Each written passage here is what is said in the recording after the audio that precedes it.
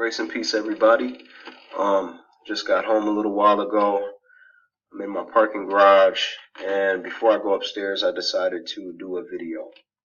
And I want to talk about a specific method that's used by a lot of pastors and teachers of local church buildings, local Christian church buildings.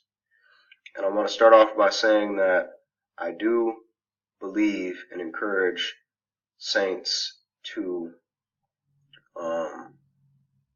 fellowship in person with other saints in a local church building or house or somewhere where you can come face to face with other brothers and sisters in fellowship. I believe it's healthy. I believe it's refreshing. I believe it's important, especially if you have young ones, if you have kids like myself. I have 2 daughters, and just seeing them being able to interact with other kids who are brought up in a Christian household, it's a blessing and it's important. So I just wanted to say that.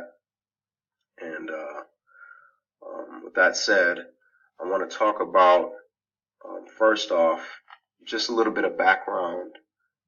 Me and my family, we left a church a few months back.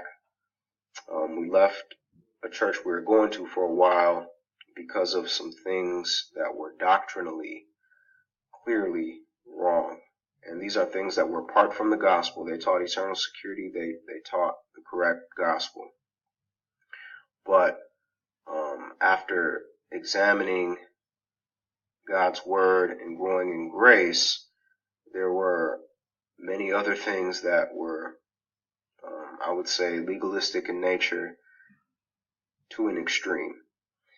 And we ended up leaving and kind of bouncing around from church to church. And first and foremost, in our journey, the first thing we look for before we go in fellowship is that the gospel is correct, that the good news is being preached there. Okay, that's the first thing that's the one thing that really, there's no questions about it, that needs to be right if you're going to a local church. If that's not right, then you shouldn't be there if you're a saint.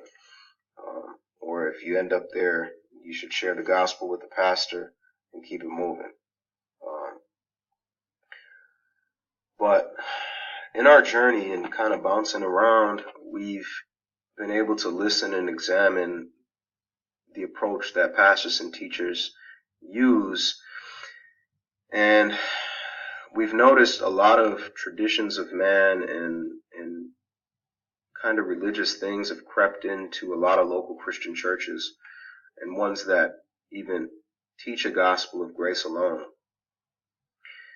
And one specific method that we see used a lot is the method of convicting believers by way of their sermons and making them feel guilty and ashamed in hopes that it will produce spiritual growth in their Christian lives.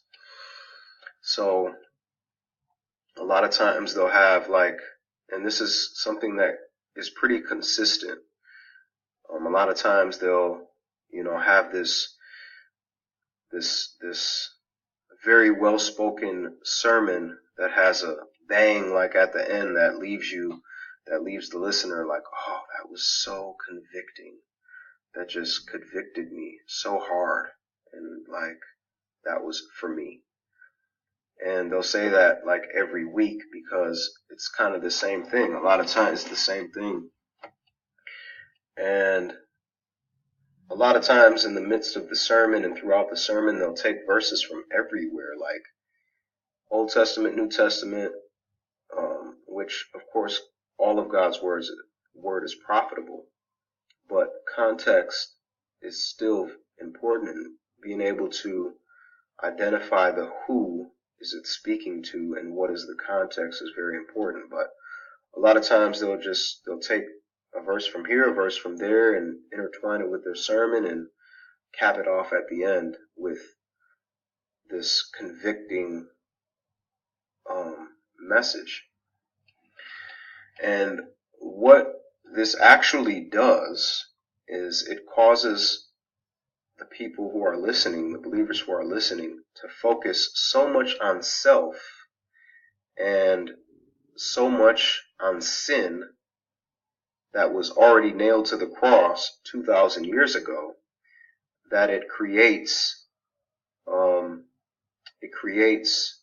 failure. Because after a super sermon of conviction, usually people go home and just naturally will get into an argument with their husband or their wife. Kids are being knuckleheads again, and that sermon kind of goes right out the window, and you're back at square one, and you feel like a failure again, and that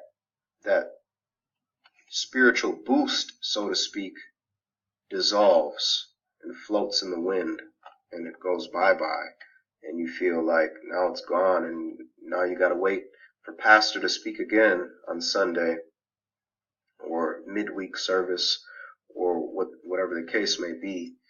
And it becomes this hamster wheel, like I referred to in my last video on Titus chapter 2. And so there's this method, and why this method is damaging, I believe, is because it takes the joy and the rejoicing in the immense portion of God's grace that was shown on the cross. It takes that away and it flies right past it. And it causes you to constantly focus on you, and getting right. You got to get that right. You got to get that sin right. And it makes you so sin aware that that's what you think about, and you keep failing. And then instead of realizing and using the method of speaking the reality that sin has been taken care of, it's actually been fully propitiated and nailed to the cross. Past, present, and future iniquity was placed on Christ and nailed to the cross.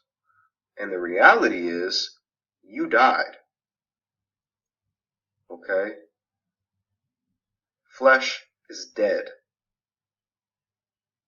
You died and were born again as a new creature. You have a new identity by God's grace. And it's God's grace and that good news of Calvary's cross that instructs us to deny ungodliness and worldliness, because those things are no longer of who we are now. Those things are no longer natural to us. That's why we experience that war every single day, because the power of sin still exists in our members, in our thoughts, in our choices, in our emotions. But that darkness is not a part of who we are now.